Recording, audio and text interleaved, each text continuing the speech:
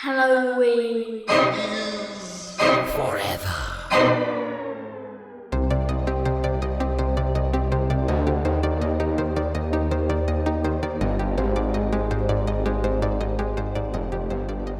Guys, what was the Giant Owls' favorite band? The Who. Oh, fuck, you got it. Welcome, boys and girls. That's the first time it's ever happened. Welcome, boys and girls. Forever. I'm Brian. I'm Meg. Boo. That's the first time you guys ever guessed my horrible pun. That one was a little bit of a layup. It was. God Honestly, damn it. I was literally not responding, but I think you thought I was. Yeah. And hey, worked out. Yeah. Well, we got it, guys. It happened Thanks, after actually. this I'm actually many kind of proud of that. It's a episodes. proud moment for me. We got it. That's all I've really ever wanted was for you guys to guess one of my shitty puns, and you nailed it. You could have also pulled the rug on us and said, no, it's the Guess Who. Or I could have just been like, it's Smashing Pumpkins. Like, it's not even a pun, you fucking idiot. Guys, we be here. It is the last. Listen up. Get on in here. Put your headphones. Turn the volume up, guys. It's the last Minisode baby diapers of the fucking February, which means we are getting ready to do a little showdown episode. Next episode will be, in fact, the March Showdown. So we're going to talk about that right quick. Sidebar, I now just think we should have added to the list of things people might want for Patreon is like ASMR of like us just talking real weird things Just like to them. getting real into them. Yeah, get a little groggy on it. I don't have a voice for ASMR. You could pull it off. You just got to talk really quiet and you got to kind of vibrate your voice like this. We got some beers to talk about too. But then after that, we're going to talk about a little flicky, which we mentioned in passing on the last episode. And then we got to talking after and we said, hey, why the fuck don't we just talk about this movie? Steve and I liked it a lot. Meg hadn't seen it. She watched it. She liked it. It's like it's like a weird role reverse. I feel like we haven't talked about a movie we all liked in a minute. So I'm excited to talk about a Wounded Fawn. I typically do not like things you guys like. That's true. We have established you have bad taste. We also have established, we have not established what beers we're drinking. What's everybody drinking beers wise on this beautiful weekday afternoon, evening, I guess, not an afternoon. Will my BBs? No beers. Ooh, I got beers.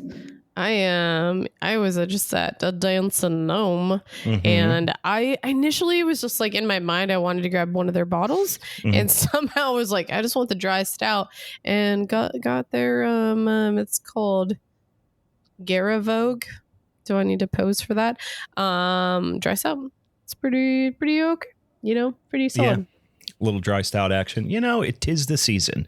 Tis the season where everyone gives a fuck about Irish stout all of a I sudden. just posted about the pints and panels, stouts and porters fucking thing. And that was got me real excited about drinking dark beers. And in general, I do fucking love dark beers. I don't love high gravity stouts like Steve, thick boys. Yeah. I like my thin gals. But I can fuck them up any day. If I see a porter on the menu, I'm gonna fucking fuck it up. Meg drinks the Virginia Slims of stouts. You know what though? I do too, because one of our at Sly Fox, one of our best beers, and frankly, I don't know that there is this is just shameless self-promotion, but our dry Irish stout is a nitro stout called O'Reilly's Stout. And it's a 3.6%. Oh man, Irish I'm so stout. now. That's so fucking good. It's one of our top selling beers, but it's seriously one of the. It's probably the best dry Irish stout I've ever had, and I get to drink it whenever I want, so I'm very spoiled. And it's 3.6%. You could drink 100 of them. It's so fucking good.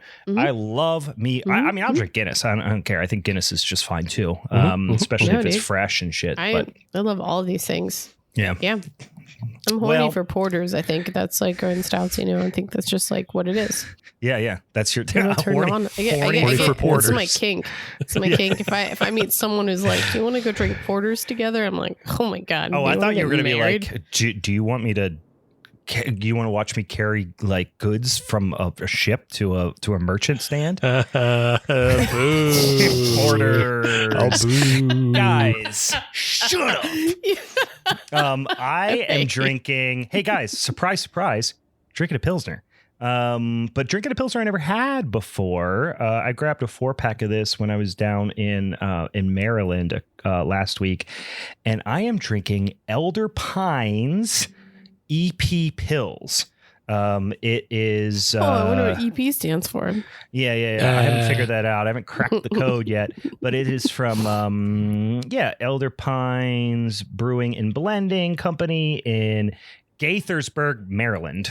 I feel like they have a missed opportunity. If they were like really into music, they could like riff off of like, the whole idea of like an EP and stuff like that, and like have fun creativity about like, oh yeah, this is like some like kind of more music oriented like album art or something like that. They actually do have, and I think that's because they have a lot of metal themed imagery, and this one is a little bit less so, but it's got so like a crest kind of thing, a shield, and then it's got a some like a malting rake, and then it's got a sickle. It's kind of cool imagery on it, and it's got the black can, which I'm always a fan of. The beer, it's warming up a little bit. No shortage of diacetyl, but I don't know if that's desirable because it doesn't say German or Czech. Like, sure, I'm going to guess it's a Czech Pils because it has more of like I think Saaz focused hop character. And in that case, the diacetyl is probably appropriate. And listen, we've established this before. I don't mind a little diacetyl here and there. We'll see how it warms up. But yeah, overall, enjoying it. I grabbed another beer from them, which was a Norwegian inspired Hellesbock. Can you talk me through that? That sounds like a lot of like things in one. I expected farmhouse, and then you said I can get the Hellesbock, but then you say Norwegian inspired. Are we talking like just yeast strain or yes. like additives? No, the yeast. I think they used a quack strain. Do you say quake? Are we quack? The quack yeast. Quack. I'm trying to be. It's like saying wort. It's like saying wort. Quack. Vort. I say kvike. I say kvike. Yeah. I say something. I'm trying to give my best Viking accent there. But I think you should try better. You should try harder. Yeah. Like it's not my bag. My people are illiterate, inbred mountain folk. So this is actually really on brand for you. I'm sorry that I don't hold up to your pristine white heritage, Meg. I'm sorry Scandinavians be Scandinavian. I'm sorry. I'm Eastern European Jew mixed with mountain folk. Sorry, we don't have your pure white Aryan blood. In any case, I'm interested to try that beer as well. But I grabbed this one because I don't know what the fuck. I just grabbed one, was eating some dumplings. So, Steve, what do you got? No beer. No beer. What? No beer. Remember, soju? Why? Soju. Soju Steve. Back at it again. Oh my God. Change the Hop Nation handle to Soju Steve, please. Soju Steve. Back at it again. Yeah. Well, we talked about it last episode. I flipped a coin between a beer and a soju. Well, now I'm just doing the soju. And this one is the Jinro Plum. This was a time where you like flipped a coin, but then you decided to do the opposite. Yeah, I just wanted my plum soju. I just wanted it 13%, and it tastes like plum. It's very good. Yeah. Oh my God. Yes. I still haven't jumped into down the soju bandwagon. I think what we should do, guys, I'm actually in the process of cleaning up and reorganizing my office. I also just finished my basement. Oh yeah, you could probably see a bunch of shit behind me. and I just finished my basement. We do need to schedule an in-person recording here soon. Okay. And I do suggest that we get a bunch of soju and get fucking ripped. I'm into it. Can it be like a mushroom and soju party? I think like that can be a you we'll thing. just be puking. Your kids are like, "What is Daddy doing?" Yeah, Daddy's plucking his eyes out and vomiting. That's a core memory for the children. All right, so we trauma got from someplace, you know. Yeah. Oh, where's this come from? I don't know. It's hard to pinpoint. I'm gonna say it's the time my dad gouged his own eyes out and puked all over the basement. It was wild. Oh man. All right, guys. We talked about De Beersy, so now we have a little something we're gonna do. My dad gave up seeing for Lent. Not like just like not only did he give up seeing, he gave up having eyes for Lent. Oh yeah, guys, we got to get ready for that. We got to think about what we're going to give up for Lent. I don't do this Christian shit though. Like, I mean, where do I stand? You guys, both. I always give up something for Lent. Everyone knows. Listen, I'm not a religious man. Certainly not Christian or Catholic, any of those things, but I do always observe Lent, and I do give up something every year. Last year I gave up, was it last year I gave up painting self-portraits? The year before that I gave up, I don't know. I'll think about it. I'll think about what I'm going to give up. I'm not sure yet. I feel like we're like associating this with things we just don't want to do anymore, and we can get real lazy with it. Oh no, because I've twisted it the other way in that I give up not going to church for fish fry. Oh yeah, there you go. Yeah, and then I go to church for fish fry during Lent. Sidebar: what we fish should do is yeah. actually one of the next recordings. We'll go to Burgers for their new fish sandwich, and then we'll go record at your place and drink a bunch of soju. I like this. I like this a lot. I'm thinking full stomach of fried fish. You know what's good to pour on top of that? Soju. I also I maintain that the best thing Jesus ever did was fish fries. I'm all on top of that. I used to live in Wisconsin. Them motherfuckers love a fish fry, and they do it real nice. But they don't love when you come in and insist that you pay extra for them to take the Jesus out of it, which I do on occasion. How much is it? It's $10.99. All right, I'll give you $12 if you just take all the child molestation and whatever bullshit you guys are into. You out have of to it. just bring your own blanket to cover up all the Jesus memorabilia here. Hot sauce covers up as much Jesus as I can cover up with hot sauce. Unbless this mess for me. Can you unbless this mess, please? I will pay extra. But man, those guys, they know how to fry fish. Do you think they have to, like with holy water, like they have to, whatever you have to do to the holy water? Well, they fry it in anointing oil. They fried in the oil that they used to anoint the people, I think. What does that's what makes mean? I don't know what that means. Being anointed with oil or anything. That was a thing that Jesus used to do. That was like a thing he used to do. You'd like wash somebody's feet and then anoint them with oil. That was like just throw oil on them? I can do that. I think it's more of like a bless them, like draw a little cross on their forehead in oil or something or whatever. Yeah. So and then you wash their feet. I just want to make sure the oil is like holy. That's all I care about. So I want to make sure. It's good. It's good. It's good. It's good. It's good oil. It's good oil. Solid oil. You know what they do fuck up consistently?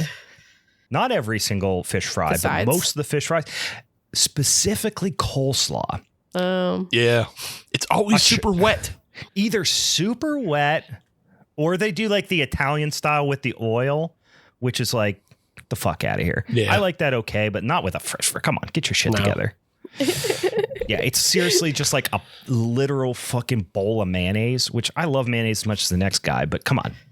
Don't skip on the cabbage. Yeah. It's the cheapest fucking food in the world. What other sides can you get? Sorry, again, we talked about it on the last episode. You know what, Meg? You know what, Meg? Ask that next episode. We've got so much to do and talk about. We've got 40 days. No. We've got 40 days of Lent, Meg. Yeah, it goes into March. We've got plenty of time to talk about fish fry. 4 episodes. This is just our Lent teaser episode. Guys, I know all you boys and girls out there. I want to understand Christianity better. Nah, you're good. And we'll help you all through the season, and we'll give out like our best fish fry recos. But we got to move on. I need you guys to deliver me a fish fry. That's what I'm asking. Deliver your soul to the god of fishes, which is of course Jeebus. All right, guys, let's get into our showdown episode picks for March. For those of you who are new to the podcast, once a month, first Monday of the month, we do a showdown episode. We get a whole bunch of topics, whole bunch of suggested topics. We put them on this big old spinny wheel. Steve spins that some bitch, and he throws 3 of them out there for us. And then I put those onto social medias, and Steve does too on the Twitters, and I do it on the Instagrams. And then everyone goes and votes on which one they want us to talk about for that month. So our social media friends and listeners, not only do they suggest some of those topics, but then they get to pick from the tree.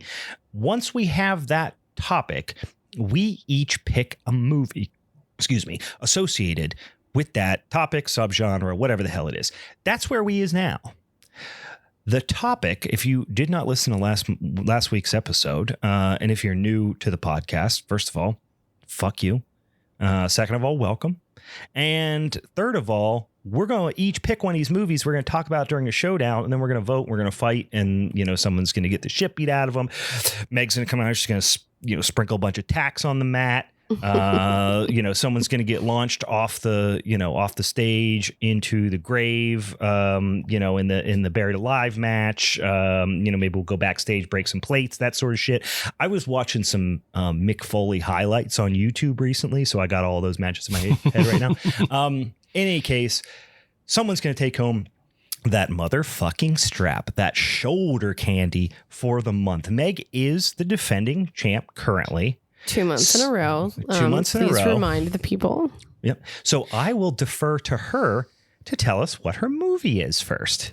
Meg, what's your movie for this month? You guys are so cute. What are you going to do? So fucking cute. What are you going to do? Let me explain to the audience what's happening. What movie you picked? So we recorded on Sunday and decided the topic. We're now recording on Tuesday. Sure. This is all behind the scenes stuff, guys. Yeah, Soak it up. You're getting behind the scenes shit because I'm heading out of town. And the guys put me on the spot here. I didn't have a movie ready. Nice. So what fucking job. Okay. What's interesting about this topic is that both of the guys already have movies in mind. I got 3. I was going to say I got 7. Come up with a movie. I am going to be a gracious champion right now. What I'm going to do is I'm going to let them choose their movies first. Yeah. I'm going to let Steve go first because he's being less of an asshole. I say Meg should abandon her belt. It should be up in the air. What do they call that? What do they call that when somebody held in abeyance? I'm also more behind the scenes things is that Brian wanted to give me a movie. And I call bullshit on that. You had a chance. But now you're going to vacate your title. Yeah, vacate. That's what I'm looking for. I'm going to let them choose their films. And then I'm going to choose a better film. This is like the equivalent of during a boxing match if somebody doesn't make weight. You know what I mean? You vacate your title. It's a non-title match. Guys, just I will keep reminding you that I currently still have the title. Even Actually, with this happening. No, we're not changing the rules now. What we should do is veto if Meg does pick a better film. Yeah. No, sorry guys. I still reign supreme. I still call the shots. All these asterisks. Please. All these asterisks. You're going to need to do not forget this. The topic, if you didn't listen to last week's episode, is Hungry for Horror, which is food slash restaurant or whatever type of horror. Meg, you should just do the same thing you always do and just pick Texas Chainsaw again. Just back-to-back weeks, do Texas Chainsaw. You can do the 2003 one this time. I don't want you to undercut how good of a movie selector I am. You are an absolute piece of shit because right now You just claimed to be a good movie selector. There was one thing you were supposed to do for this episode, which is select a movie. You didn't do it. You could have came on here and said Mrs. Doubtfire. It would have been better than what you actually did, which is nothing. It's all part of the process, Brian. It's all part of the process. I say you vacate the title. That's what I say. Anyway, this is unprecedented you can times. Try. I mean, you could ask, and I'm just gonna say, "Aw, buddy, no, that's not how it works." Like I gotta submit an appeal to you via mail, like certified mail. There's literally 3 of us, and 2 of us agree. And then I'm still going to be like, "Oh, buddy, no, that's not what we do." This is like asking the cops to investigate themselves.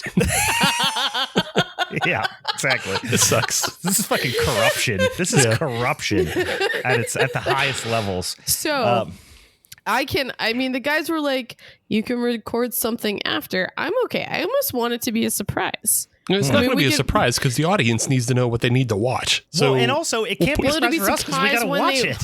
Oh my fucking God. Let's take a step back and stop interrupting the champ. Thanks. I appreciate it. If you were here, I would cup a fart and throw it right in your face. Hell yeah. The guys will know what we're going to watch. Yeah. Maybe I'll announce what I'm going to watch, and all of our followers should now follow me so they can send me suggestions directly. You know, Megan from the Black Lagoon. That's what this is all about. This is all about just getting more followers. I see. Guys, you know, this is me. Whatever. We're pushing past you. You're lagging behind. You don't have the movie. No, you guys like were coming at me. I had to defend myself, you know? This is just how this works. All right. I don't feel defeated right now. I still feel like I have control. Sure. It's just like, it sounds so much like you're talking yourself into something. It's like, who are you talking to? Yourself, really? Yeah. You know, my self-talk is real strong. You know, I'm a very confident person. That's fine. So, and I'm sure she's like swaying some of the audience to believe her. So I'm sorry that I'm likable, Steve.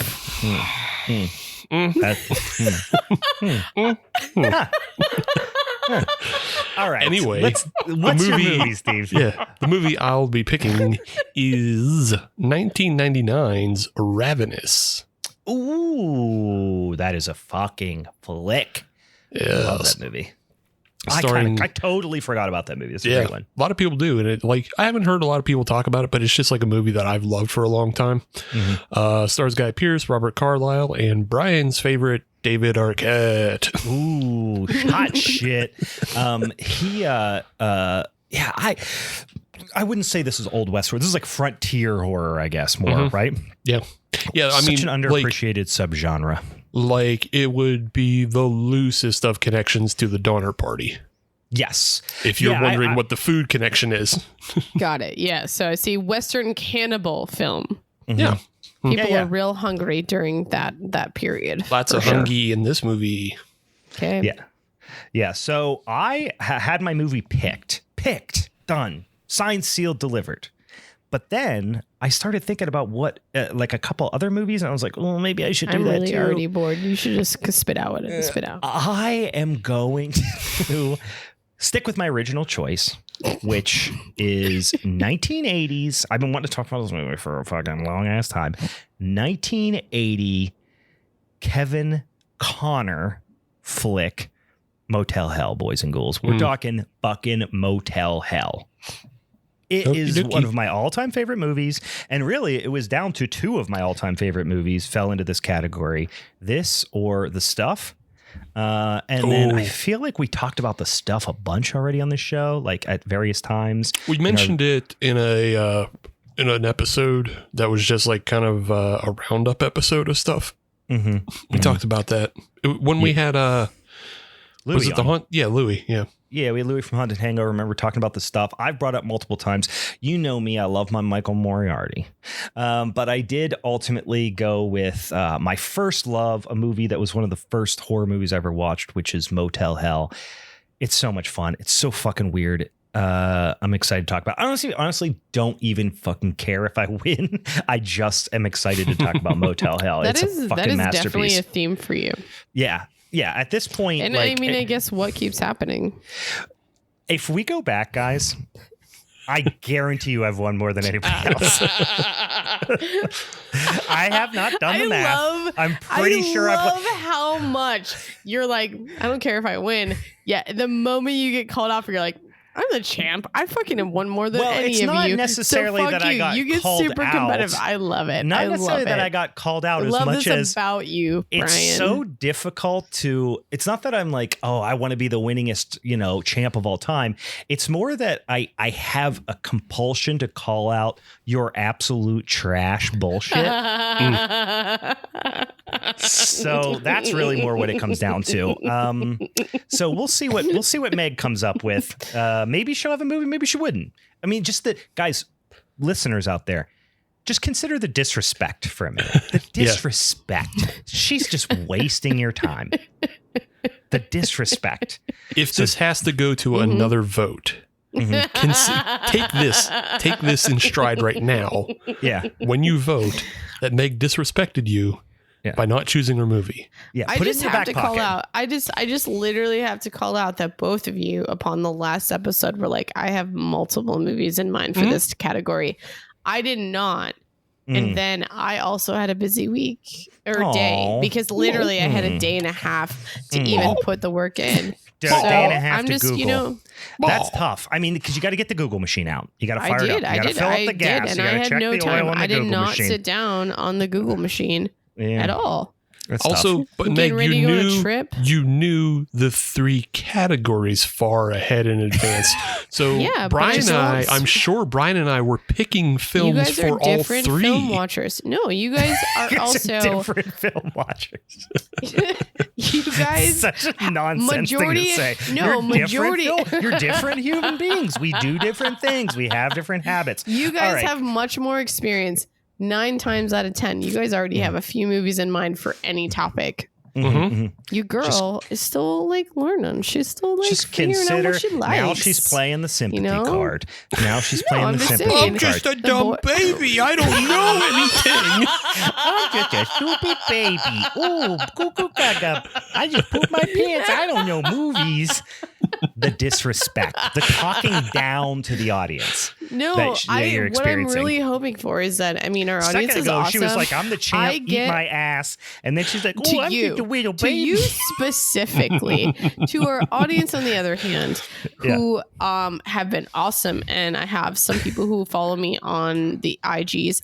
Send me suggestions. Your girl needs suggestions of things to watch. Poison the well, boys and ghouls.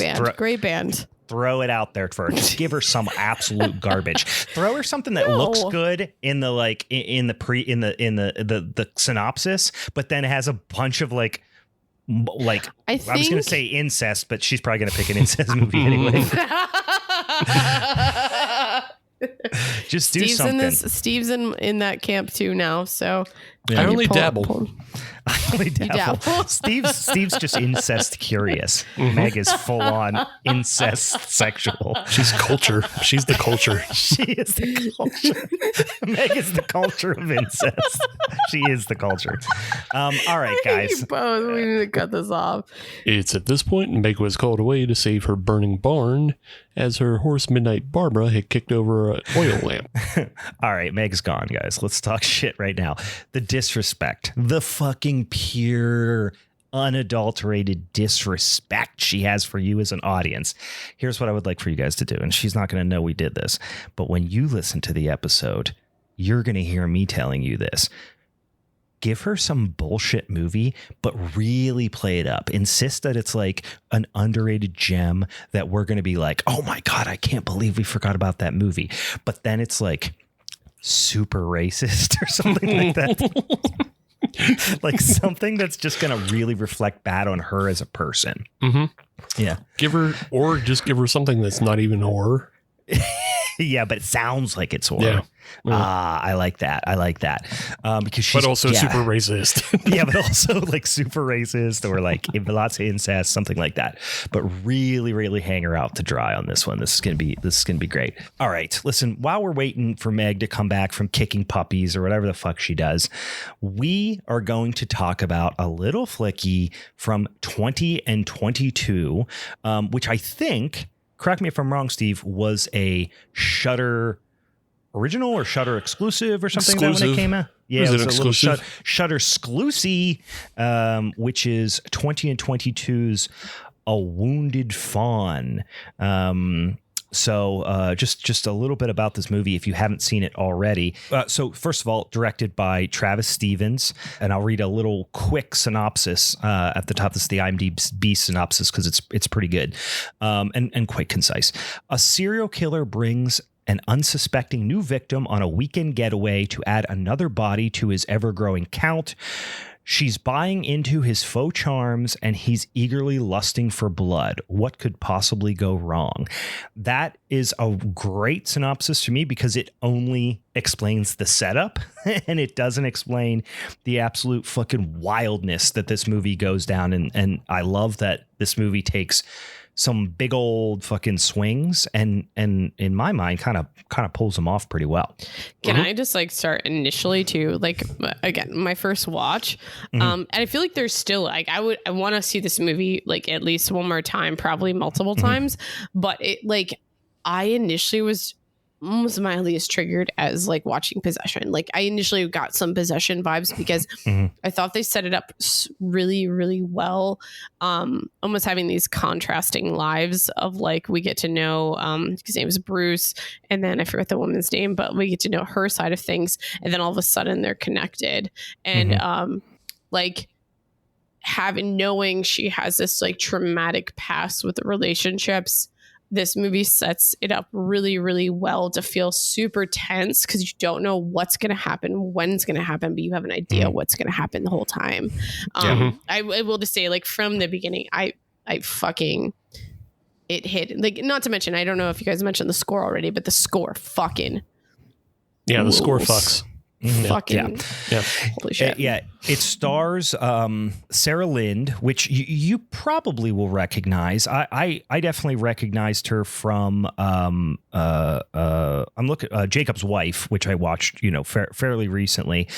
She was also in something else that I watched. I'm trying to look and see what that might have been, but I'm distracted because she's in a movie which I don't know anything about, but the movie okay, it's a music video. I got excited because I'm looking at IMDb and it says A Place to Bury Strangers : My Head is Bleeding, and I was like, what the fuck is that? Okay. That sounds sick. My head is raining. Yeah, but that's not it. That ain't a movie. But Wolf Cop, that was the other thing I knew her from. Okay. Wolf Cop. And then so I have a 1 degree connection to her that I did not realize. All right. Because I've seen Wolf Cop, but I didn't remember her from Wolf Cop. But I looked on her IMDb, and she was in a little film in 2017 that I did some ghostwriting on for their extra features. Okay. Wait, so I have a sidebar question of like, do you have like a ghostwriter's name, or I don't know how that works, but no, you're not supposed to ghostwrite in film. I did it because I was getting paid a lot of money and I was very poor and desperate, but I was actually getting taken advantage of by a very shitty producer. Fuck him. But I also needed money. But I don't know if you ever pick up the DVD copy of The Humanity Bureau starring Nick Cage and Sarah Lind, there's like there's VR features. Okay. And I wrote the VR features in it. Interesting. Sick. Yeah. Well, that's cool. Well, now I'm going to check it out. A little bit more about Steve here. Yeah. I've never watched it. So you never even watched it? No. Sounds script was trash. Yeah. If it's a Nick Cage movie I've never heard of, it's probably garbage. Go watch it. So the other guy who's in this, who I actually when we were watching this the other night, I was like, I know this guy from a million things, and then I started going down through, and Kate was the same way. She was like, what do we know this guy from?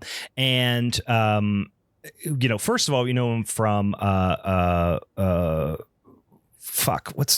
Jesus Christ. I know him from College Humor College Humor is ultimately the thing that we determined. Scare Me was the other. Okay. Scare Me was what I was going to say. Scare Me is great. But I was like, wait, I've not seen a lot of these things that he was in. And then I'm like, oh shit, I remember from a bunch of College Humor shit and videos and stuff like that. Yeah. You see Josh Ruben on just like a whole bunch of stuff. So it's like you've seen his face 100 times. You just don't remember why. Mm-hmm. And it's because you were watching fucking internet videos in 2010. Yeah. Because he's been doing it for a minute. He kind of has these like weird, if anyone's like a fan of You, like Penn Badgley vibes, just as a character, Yeah. Anyway, he's fucking great. Mm-hmm. Most of the other things I've seen him in are like comedic, which he's obviously great at, but this is a, dead ass serious role, and he fucking crushes it. Like, holy shit. I'm excited to see him in more things. And Sarah Lynn, she does a great job. Honestly, everyone, I think it's not a big cast. They all I don't know their nice background, job. but I feel like in the sense of like what they were supposed to portray and like levels of nervousness to like psychotic breakdowns of sorts, like I think they do really well. Though at times I will say, Josh Ruben's character, Bruce, it felt a little awkward just a couple times, but I think still plays into his character. But I felt like Sarah Lynn did a really great job creating that tension with her facial expressions, because I don't think there was always just like a lot of narrative for that. No. Yeah, he played like this sociopath, obviously. Yeah. He I think he did a good job of balancing between like charming but like uncanny valley charming, where you're like, I love the in between and how much he was really good at gaslighting. But I think again played into my whole vibes of like, wow, this is reminding me a lot of Possession in the sense of like you're like, he did a great job doing that whole like you're just like imagining this type of vibe. Well, he like from the very first scene, well, not the first scene, but the second scene where he, after the art auction, he goes to the other auctioneer representative, Kate. He goes to her house to kill her and steal the statue of Orestes and the Furies. So he has kind of like a nervous demeanor during the auction, and then during this scene he's got that sly kind of charmingness about him, but then he sees the big red owl and loses his shit. So like he's automatically off the track. But like Sarah Lynn, she like, not that her character doesn't have an arc, but she is always on the same track, more or less, of just like somebody who's had a traumatic relationship that she's gotten out of, and then she's like very nervous and pensive, and then like eventually grows from that.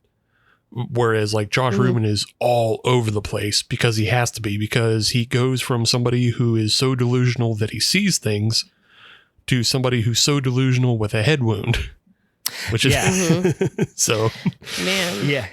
I'm excited to unpack that a little bit, because I am curious what you guys, having watched it a couple times and with your own knowledge, I feel like there's just so much in there that I probably missed, and I'm like really curious to hear your thoughts on it. But I mean, it's definitely like a lot of what happened. So, I mean, the first act of the movie is, starts out with this auction for this, high price piece of art, which Steve mentioned. And, the character who starts out, you just said her name, Kate, she is bidding on the behalf of a wealthy client kind of thing.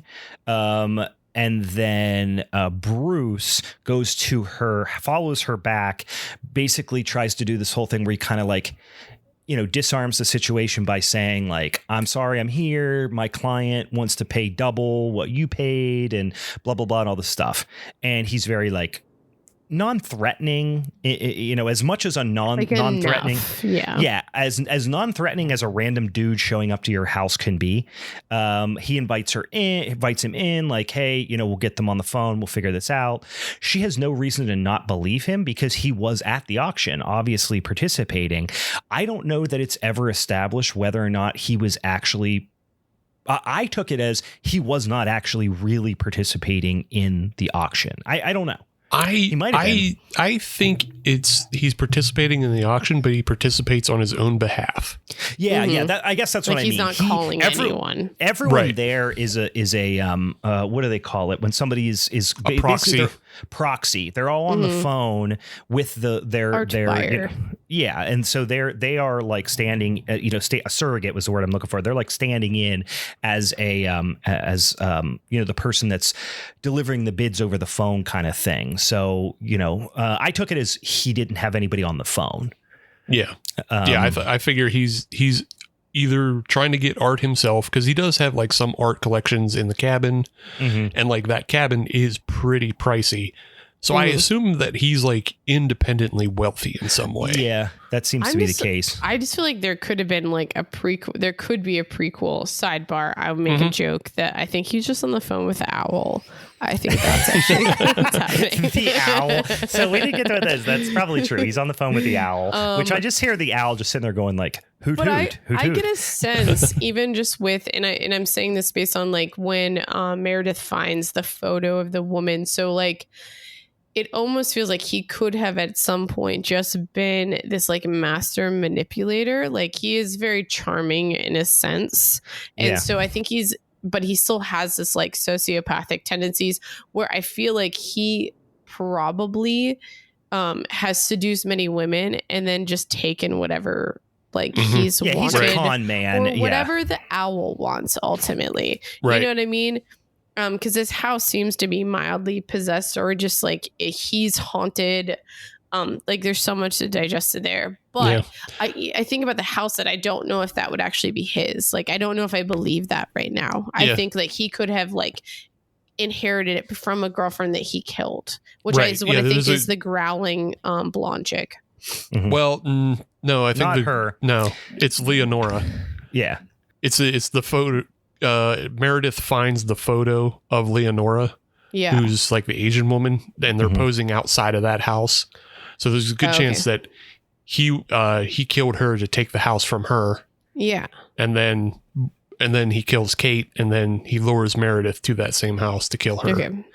Yeah, and I also got the idea that he doesn't really spend a lot of time there because he doesn't know it, and he certainly didn't do his like due diligence to like remove the pictures of her and stuff like that. Right. So I think he literally like killed her recently or maybe. Yeah. And so like to the point where people don't even necessarily know she's missing or something. So he can just go hang out at this house without suspicion. Yeah. You know what? You're right. You're right about that because there's the scene where the light on the patio is malfunctioning. Yeah. And so like if he knew the house, he would have known that light is weird. Yeah. So like, so it's you're but probably more right into him. Like, but it could play into like, I almost just don't believe his responses. Like they almost seem genuine to a certain extent, but however, I feel like there is like this sense of connection of like to like something there that just made it feel like he was just gaslighting her like, oh no, it's no big deal, like you're like doing this, that, and the other thing. Oh, you know what I mean? He definitely said like at some point she was like, well, why don't you know, I forget what it was, and he was like, yes, I've had a good time when I come here, you know what I mean? She kind of caught him off guard. But anyway, we're kind of getting ahead of what happened. But so he brings her up here, and it becomes very clear that because you've already seen him murder Kate, so that Meredith is very much in danger, right? So it's a little bit of a cat and mouse thing. Meredith is, even before they go, you see her kind of, chatting with her friends about, hey, this new guy I'm seeing, he's great and all this stuff. So she's very much looking forward to this, like, she packs up, her fancy undies and like all this stuff. Like they're going to have a romantic weekend. The tags on. Yeah. Classic. classic. Got to return them afterwards. I just wanted to point out a couple things in this scene though, where she's talking to her friends. Mm-hmm. So you're introduced to Meredith in an art gallery. Well, first you get her at therapy, and then you get her at the art gallery with her friends, and they're looking at a painting of the exact same depiction of what the statue was. Right. So you get a parallel through there. Although interestingly, the painting is mislabeled. It's the one that's hanging is said it's from by Franz von Stuck, which he did do a version of that painting as well, but it's by William Adolphe Bouguereau. So I don't know if there's a reason behind that. But another thing, it could play. Sorry, just like because there was like they do a lot of authentication at the art gallery that they work at, that it could just be like even play into her mindset when she sees the statue, because she she knows the difference between what is like original versus what might be a recreation versus like what is a replicate, et cetera, et cetera. I don't know. I guess, but the two paintings, if you look at them side by side, they're like completely different.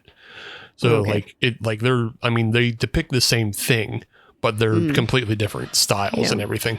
But the other thing to just point out in this scene is her friend Wendy is wearing a dress and it's like covered in snakes. And so there's 3 of them and there's 3 Furies. So you kind of get this theme already introduced early on. And they make a mention of like Wendy's like chasing killers or some shit like that, which also puts her, in league with like what the Furies do. They always are about justice and punishing killers. Yeah, no, it definitely seems like, this is all thematic towards around that. Yeah, so she so this is they go up on the drive, and you're already starting to get some weird vibes from him on the drive. I got a comment about this. This is like where I might have felt like the most like, what the fuck is happening, besides the fact that she refuses to just mention who he is to her friends, that clearly these are things they talk about. Whether or not it was like one of those things where he coerced the situation to be like, let's just keep things on the DL, blah, blah, blah. However, why on the drive up is she asking questions that you might ask on like a first date? I was just like, this is all really fucked up. Like, I'm already just triggered for her being like, you're putting yourself in this situation where like, and I don't know why they decided to do that. Really don't. Because I feel like the way it seemed to be is that she's probably been hanging out with this guy, knows him well enough to go out of town. And she's like, I'm going to go fucking get fucked this weekend. That's fucking sick. And then they're asking questions that you would ask on like the first or second date if you're getting to know someone. Yeah. It's setting it up in a weird way, whether or not that this is just an out of place context. It made me feel insanely uncomfortable for the situation. It made me feel like she has no clue what she's getting into. He tricked her. Or maybe she's just really naive. Maybe it plays into that. No, I mean, they kind of talk about that with the friends, and I think the friends are kind of like, they really want her to get back out there, so they're kind of egging her on a little bit. And she's kind of, I think, in her mind, this is a little bit, it's fast, but it's also like, I think she's thinking of it as like, this is kind of an adventure, something that I normally wouldn't do. Yeah, no, I think that's the point, because like she basically told them, she's like, when there's something to talk about, I'll talk about it. While she's also going on a weekend vacation with someone she doesn't know. Yeah. So they definitely, you can tell they don't know each other super well. It just didn't sit with me. And I'm not trying to make a point of this besides like that. It just didn't sit well with me as far as what the plot is either doing, or there's something I'm missing as far as how this is feeding the plot. No, I mean, you're right in the way it's played out, because like even on the car ride up, there's a lot of awkward, intense moments. So it's like, it's just the way that you can imagine. The film essentially doesn't waste our time, because this is a nice 90-minute film. It doesn't waste our fucking time showing us every encounter between Bruce and Meredith that leads up to them going to the cabin. We don't see the meet cute. We don't need all that stuff. Right. We don't need it. So, you can just like do that by not asking the questions that were asked. Right. So because you already get the first scene where he talks himself into Kate's house, you can just infer that he's been able to talk himself into Meredith's life without revealing too much of himself, but also coercing her to go up to the cabin. And I think what is really it feeds like the situation that again feeds my whole like weird possession reminiscent moments was like when she has to use the bathroom and he was just like, oh, we're almost there, can you just hold it? And it's like one of those things I think, especially if you're dating someone early on, you might be like, oh yeah, no problem, it's not a big deal, but he's clearly like very it's a controlling moment. And I think you can tell she feels off put by being told no. And then mind you, this is broad daylight. And then all of a sudden it's dark when they arrive at the cabin. So I'm like, I wanted to see a 5 hours later type of thing at the bottom of the screen when they got to the fucking cabin. Yeah. Yeah. It's they have this kind of arrive at the cabin type of thing. And she's just getting a lot of red flags and that sort of thing. So the first, act, the rest of the first act, really, or I guess it's the beginning of the second act, kind of when they get to the cabin is, they're going to have dinner and that sort of stuff. He is very, she's gotten a lot of weird feelings from him, obviously noticing the picture of the woman that she doesn't know that's, in the house. And she's starting to get these kind of ideas that maybe he's not who he says he is, just so happens, obviously bad luck for him. I guess no matter what, I mean, things were going to not necessarily go that great for her, but bad luck for him. She just happens to know the piece of art extremely well, right? Because he has taken the statuette or whatever it is, and plopped it on the coffee table in this other person's house. And maybe he thought it was going to impress her or something like that, but she knows all about it and immediately identifies what it is. And then he covers it up by saying, oh no, it's a replica. And then, but she's an art expert, so she knows better and is like, that's a hell of a replica. So he's definitely a sociopath. Like he's obviously, they're trying to portray that he's got these like, narcissistic, sociopathic tendencies, which boil right up to the top here in a quick sec. But you can tell that he's not that great at what he does. Like she's able to see through it pretty quick. Right. And that's what I feel like it leads it a little bit to be unbelievable about the lead up to it. But anywho, I don't want to get too caught on that. And I know I am, but yeah. I feel like it's so quick. And I think minorly it has to do with all of her experiences in the house being like, the jump scares, like she's getting haunted immediately by everything. I think the idea is she shows up and she's feeling a little weird about the whole thing before they go. I mean, you could tell from her talking to her friends, but then on the trip, she's getting a couple more red flags. And then once she gets there, she's getting a lot of different red flags. But for him, he's already got her in his web. So like he's not really that concerned about keeping up appearances at this point because he knows he's going to kill her. And you get these shots of him like being kind of, filled with like his weird murderous bloodlust. He's getting the shakes. He's getting the shakes. Yeah, he's getting all excited, but he keeps like telling himself like, not yet, not yet. So it's like a cat and mouse thing is like he's more of I would guess more like a process killer type of thing where he's like, he wants the build up to the, and even after, spoiler alert here, guys, after he does kill her, he then goes and jerks off in the sink. Like he rubs one out real quick. Solid. That was a pretty solid scene. It's pretty solid. That's not how I would describe it necessarily. It felt a little out of, I don't want to I feel like we still have a little bit more to talk about leading up to that, but that was like, it felt a little out of place, but I'm like, it also reminds you that this is still him. Well, I think the idea is that he's a serial killer, right? And he's also the type of person who he is experiencing some sort of like sexual release from murdering her. And then the, actual jerking off and like orgasming is almost an afterthought, almost like a cleanup thing for him. You know what I mean? It's just like, oh, afterwards I got to do this to get this out of my system so I can like take care of what I got to take care of kind of thing. He almost treated it like it was a chore, like he was like doing it over the sink. Like it wasn't like he was, I'll bring this up more as like a question because I feel like, again, you guys have seen this a couple times. You might have researched a little differently than I did not. But and the more we talk about this is that especially like looking at it as an overall like serial killing situation, that we see the weird quirks, we see the twitching, almost like he probably has some sort of mental disorder or maybe schizophrenic. This is like probably my first thought. And then we get more serial killer tendencies later on, but like I don't know if they fully match up with even just like his verbalization of like later on when he starts talking about this like it's someone else. But maybe schizophrenia could like totally just wipe out anyone's thought process to it and be like, no, this explains everything.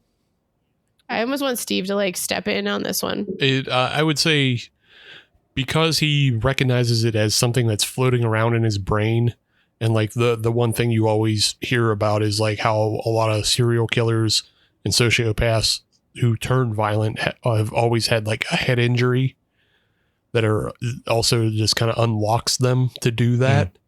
I would say he probably had like a head injury as a younger person, which, sent him around a bend. And then he just like whatever delusion or whatever started associating, like probably started turning his intrusive thoughts into this other this other thing, which I wanted to talk about for a second because I thought it was interesting. On the second watch, I did more research and I was like, why specifically a red owl? Because everything seems to have a symbol and a reason. And so Bruce is always seeing this red owl that tells him to kill. And the only thing I could actually really come up with was there is an owl god of death from the Peruvian Moche. They are like they're like kind of like parallel with the Inca, but it was a native tribe in Peru. They worshipped this owl god of death, which was like also associated with the sacrifice and the night, obviously, because owls do shit at night. So that's a movie title. Owls do shit at night. Yeah. You know what I just thought, like, was this so the owl is Peruvian. Would you say that the owl and Bruce are in cahoots? Oh, God damn you. That's way too quick to come up with that. Hey, Brian. Yeah. Brian. They're I have Brian, I have something for you. Cahoots? You get it? Inca, but it's an owl? Brian, I have something for you. Can you let me give you my present? Yeah. Go fuck yourself. That was quality, and I don't even give a shit what you say. Inca Hoots, that was fucking quality. It's too quick for like you're getting revealed some important details of, but no, you just got puns. But yeah, I think it leads me down the route of like it's some sort of South American thing that he's attached himself to, because it's just a real quick shot, but they show like the owl's belt buckle or whatever, and it looks kind of like an Olmec, or I didn't notice that. Yeah, it's just like one quick shot, but that's the guy from Legend of the Hidden Temple. Yeah, it just kind of looks like an Olmec on its belt. It's weird. But yeah, so like there's that, and then there's the mention of like he says like these killings that he's doing in this cabin are the start of a new collection. So I'm wondering if like the previous collection was kind of like this association with like the South American owl god of death, because like anytime you search this, you just get like a whole shitload of pottery of like ancient Peruvian owl gods, and all their carvings and shit like that. So I wonder if like that was his obsession, and now he's moved on to Greek, art and mythology. Yeah, and I mean, I didn't know anything about the owl god or anything like that, but I'm trying to remember, and I guess I could probably Google it because I got a damn computer in front of me, but that makes sense with the victims, you know, because I mean, we're about to jump ahead here, but Meredith keeps seeing weird figures like in her periphery, and then eventually outside the window, and then she sees like this woman walk past, and it's freaking her out. It's frustrating Bruce. She's insisting somebody's there. He's saying there's not. So that's like almost the inciting incident in a lot of ways. And if I'm remembering, the Leonora, the character that you're meant to think, I guess, is Leonora. Like you could probably, again, I don't know what the hell I'm talking about. Perhaps her like outfit that she's kind of wearing is Peruvian, because the other one, Kate, she's wearing like a toga kind of thing, isn't she? So she's kind of associated with Greek, and you know the other woman is associated with the Peruvian project kind of thing. No, I would disagree with that, because I'm just trying to pull this from my memory. Yeah, I know what you're saying, but I would disagree with that in that I just think they're all representations.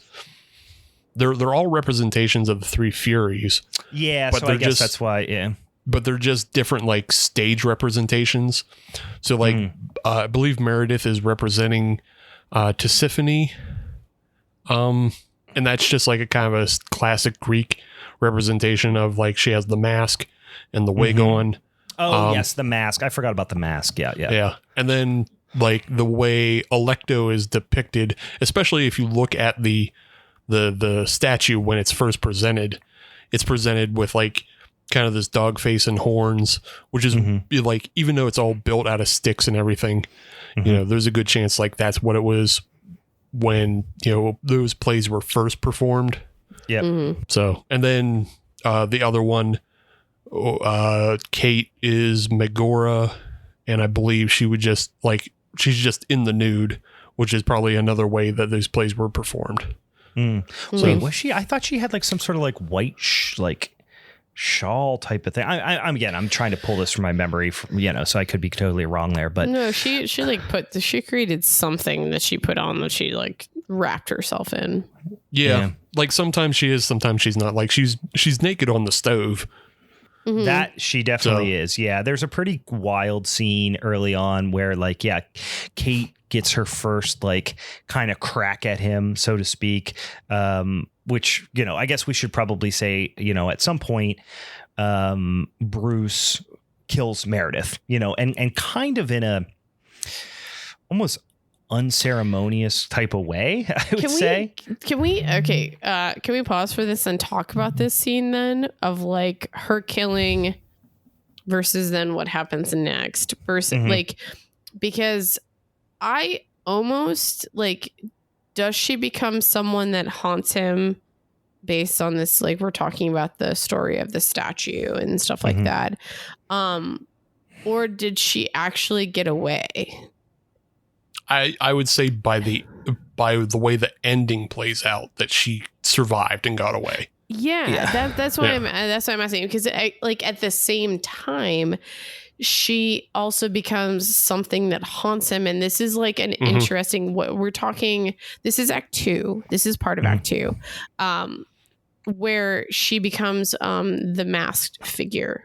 And she's like really trying to probe and like, be like, why are you doing this? And he's just coming up with every excuse of like, it's not him, it's something else inside of him. He keeps passing off the blame, and which I just found it interesting. And this is what I wanted to more so unpack and understand of what your guys' understanding was of this, because I thought it was super interesting, because I loved the scene. I was like, we thought she had gotten, which I love this, his claw, choker thing. I think that's like an interesting weapon to use. I don't know if there's any significance to that, but it's a really cool way to kill people. Yeah. I couldn't find one like that's it's a decidedly like Asian, because you can find it both in like Indian culture and Japanese culture.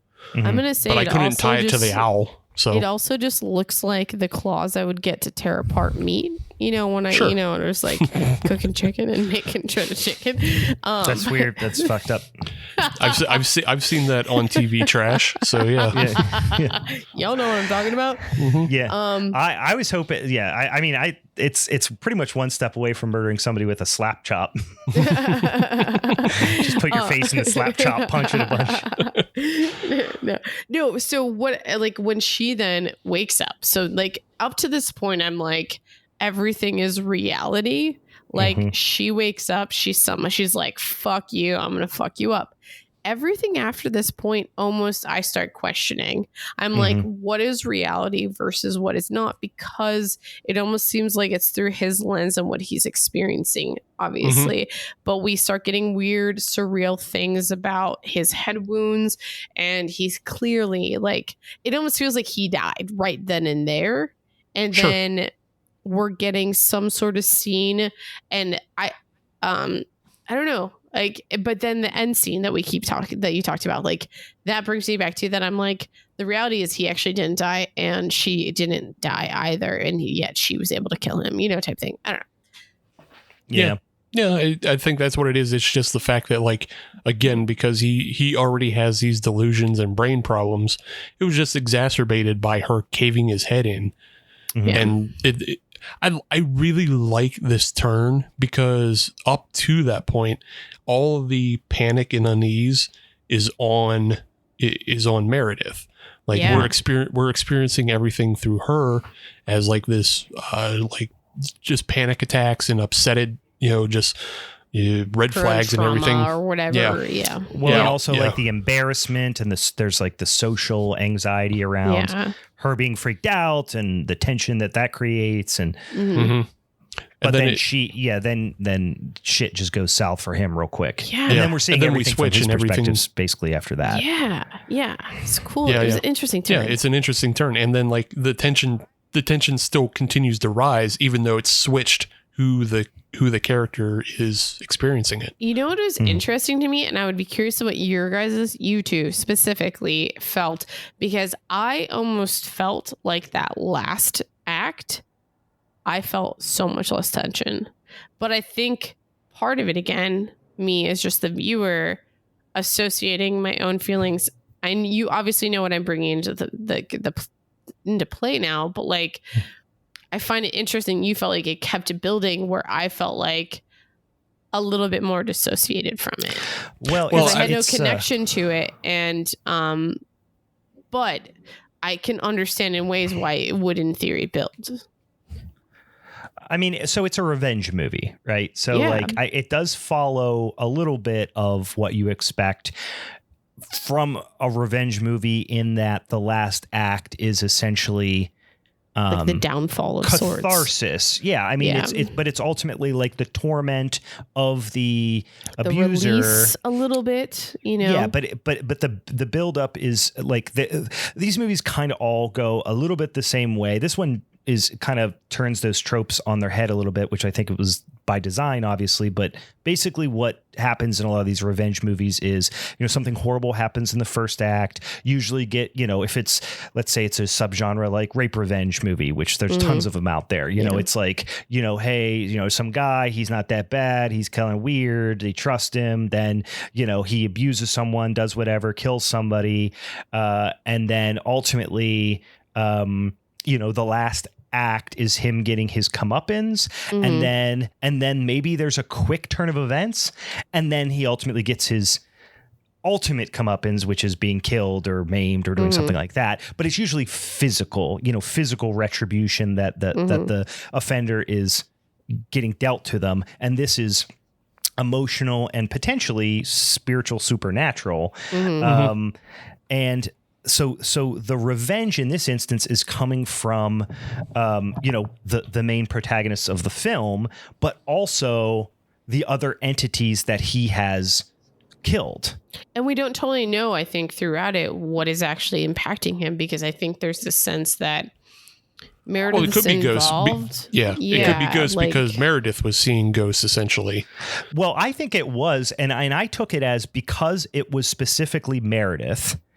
And it was specifically, and I think I disagree with you guys that Meredith survived. I don't think she did. I think basically this is how I took it. And this it's vague, so this could be totally wrong, but this is how I took it is the characters that his victims, right? Basically, from beyond somehow infiltrated his life and set the actions in motion that ultimately resulted in their revenge. So they knew him as, as his victims. They know what he's susceptible to, how they can lure him, that sort of thing. So ultimately, somehow we don't know this stuff, but Leonora and Kate in the, afterlife, if you will, put together some sort of plan and basically said, we need to reach out to whoever his next victim is going to be and set the cosmic,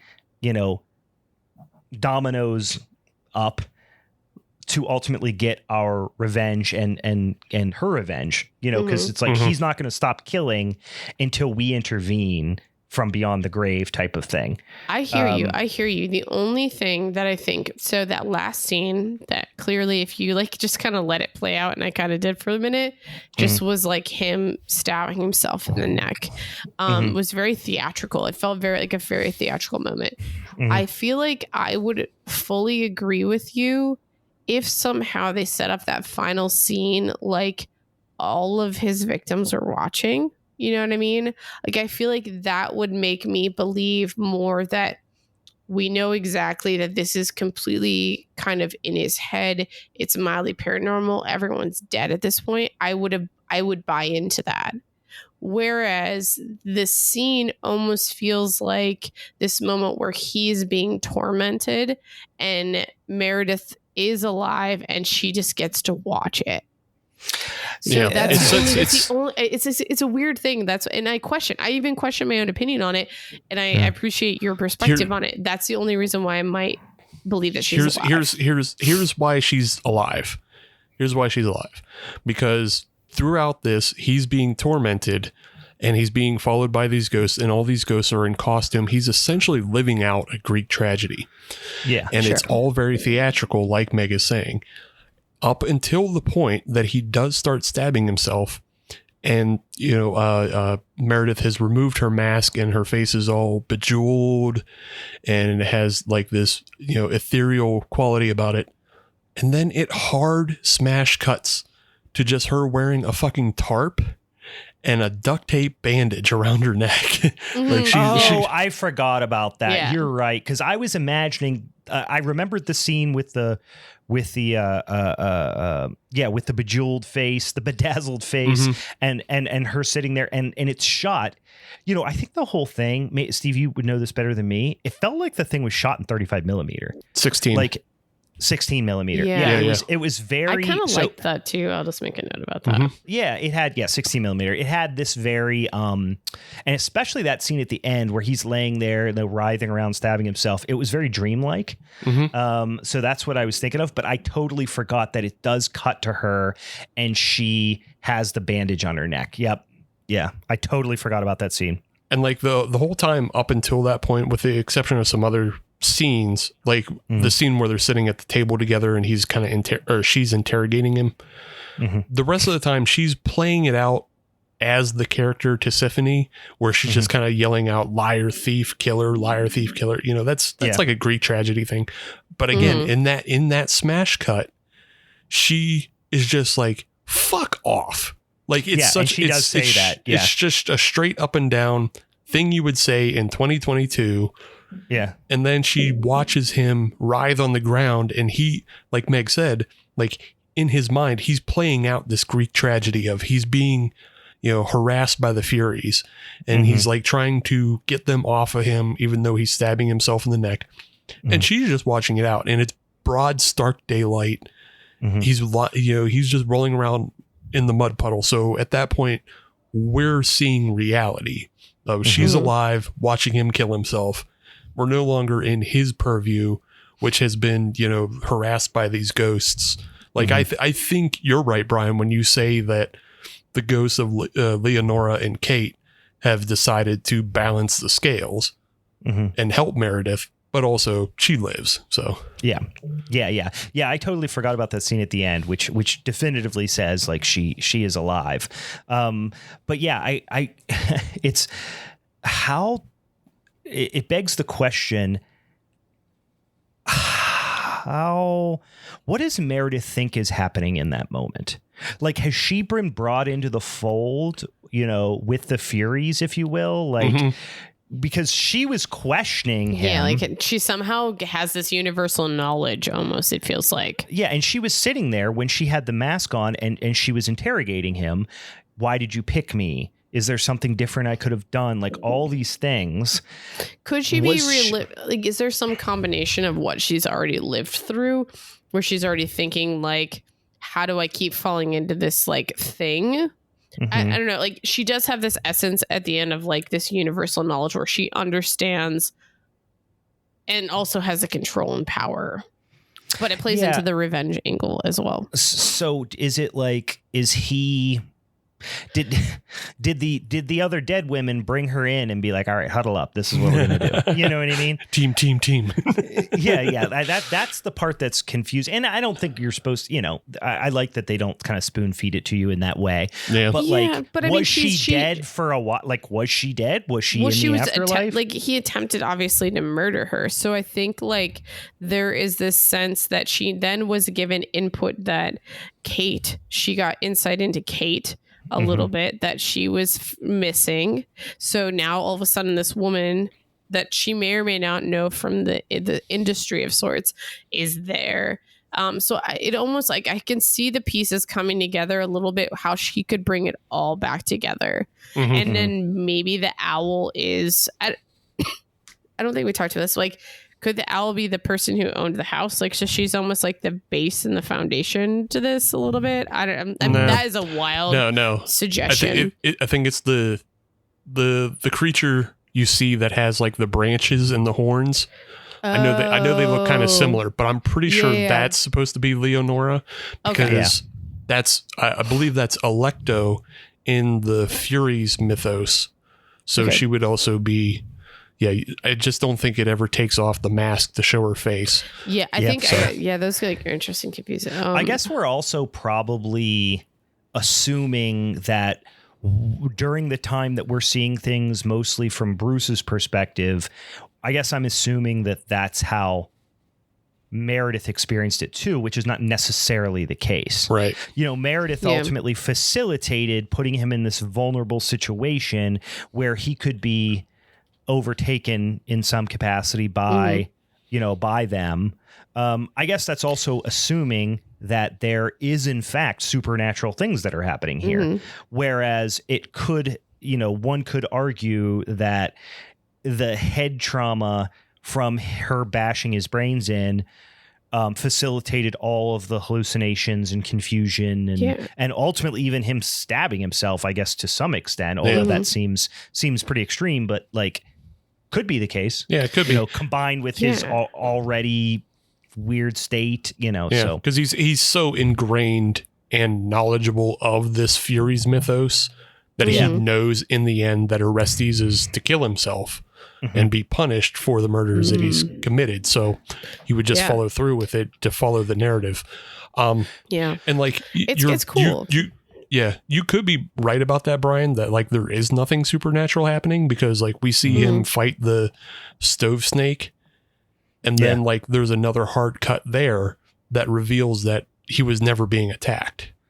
No, the pipe is, the stove pipe is right back there. I wonder if, I'm trying to parse this out in my brain. I wonder if I tend to lean towards the fact that there is something supernatural going on because the ultimate punishment that he experiences, which we didn't really get much into it yet, but it's not just a physical punishment and it's not even just an emotional punishment.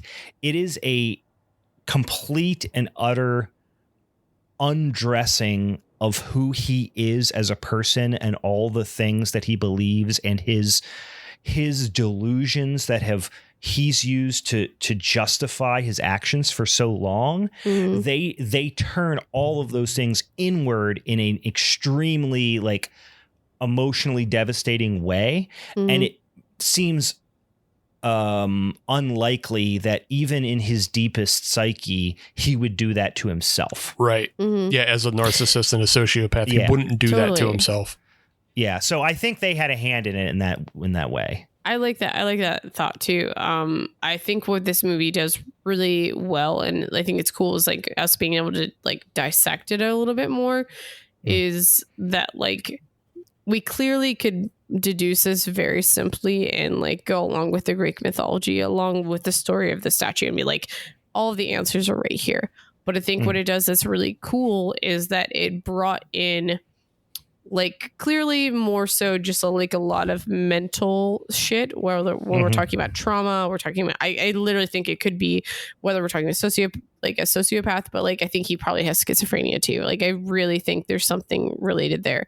But then it brings in this element that we could believe that there's like something possibly possessive, satanic involved, you know, like a satanic entity type thing in like causing him to do all this stuff.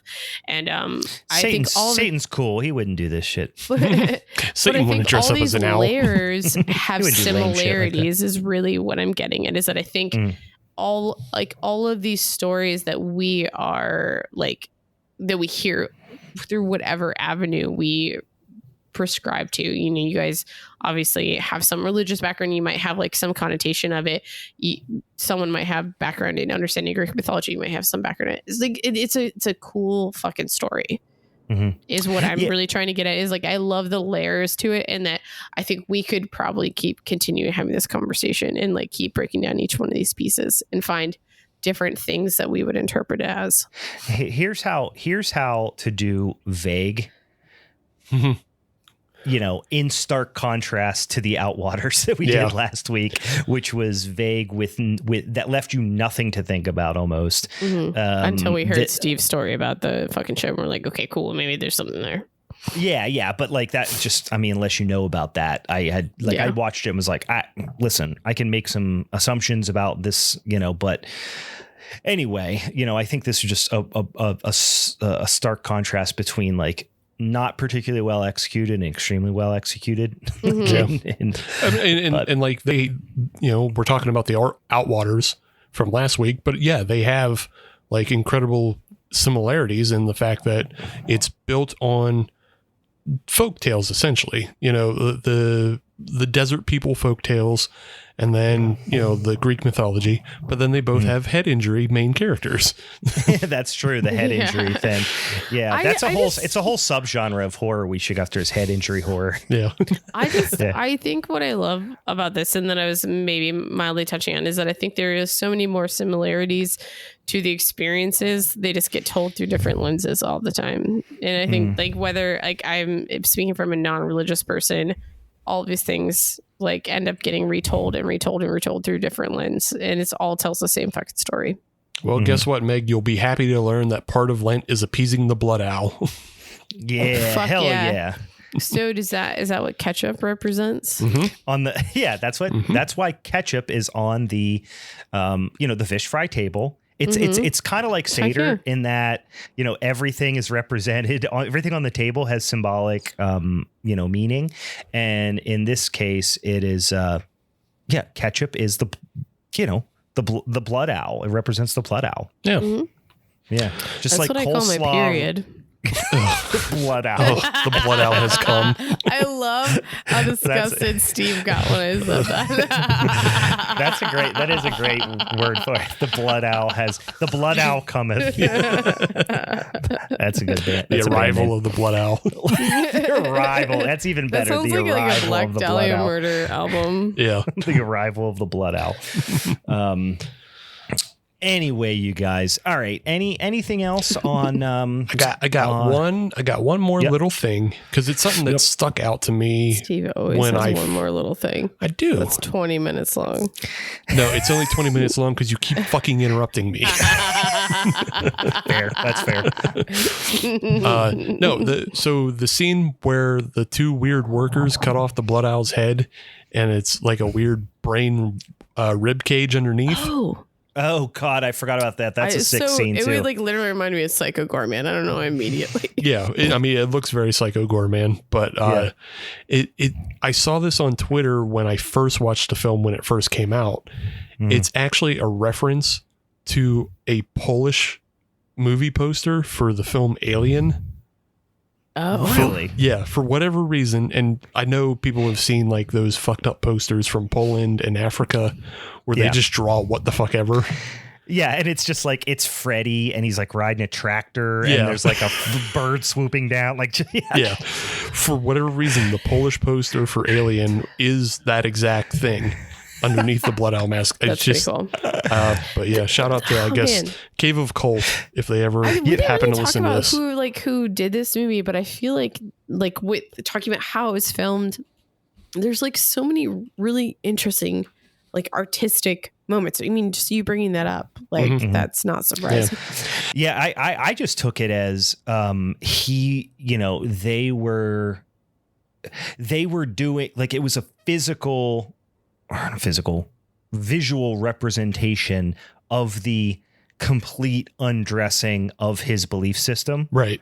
And it was like the ultimate in psychological torture because they were taking his owl, that is the driving force behind all the things he does, and basically just dismantling it. Yeah.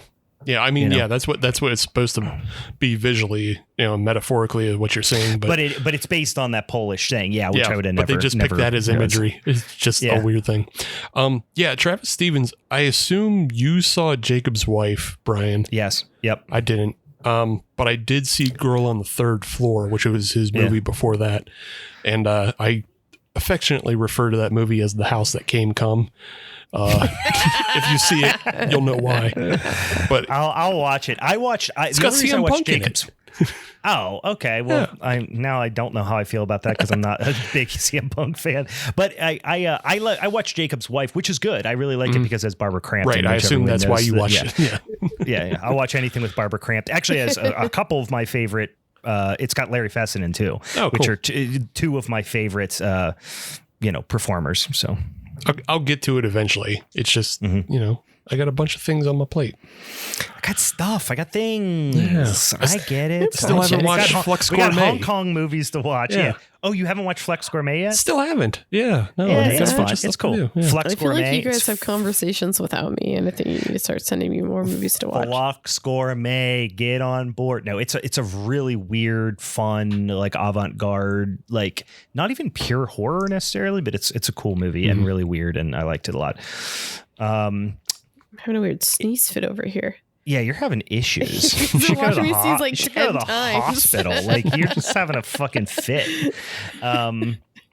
Anyway, so final thoughts. Anything else to add to the mix here on A Wounded Fawn? No. I would for sure explore it again personally. I'm about to sneeze again. I wish we probably spent more time or I did more diving on the music and the score because it was brilliant. And I think really aided the movie a lot, like helped it a lot. Yeah. Excellent score. And I don't know, just a really fun flick. Thank you for suggesting it. I genuinely really, really enjoyed it. Steve reminded me of it actually on the last episode. So I was like, I'll watch this again. And I'm like, hey, let's fucking do it. So it's fucking solid. It is really, really a solid movie. And like it coming out just like last year, I was a little surprised. I was just like, I somehow missed it. Yeah. All right, boys and ghouls. That was A Wounded Fawn from 2022. Definitely check it out. Stream it. I watched it on Shudder. I assume it's other places as well. But it was a Shudder exclusive or Shudder original. I'm sorry, early on. But I'm sure you can catch it other places now. But hey, another example why you should probably get Shudder. They got a lot of good stuff on there. So, All right. And don't forget, next week's Showdown episode, go watch Motel Hell. Absorb that. Then, Steve, remind us what your movie is. Then go watch Ravenous. Then fuck yourself as far as Meg's concerned, because that's what she basically told you. The audience when I'm watching. And because that's how she feels about you. Megan from the Black Lagoon, super easy to remember. Message me if you have any suggestions. Guys, don't forget what we talked about. Don't forget what we talked about. All right, boys and girls, for the Halloween is Forever all crew. The time. I'm Brian. I am Meg, who is always underrepresented in this show. Send me some love, y'all. I'm Soju Steve. Underrepresented. I'm sorry, I stepped on Soju Steve, but underrepresented is absolutely untrue. What are you talking about? I don't even know what you're talking about. All right. Fuck you. Guys. Bye.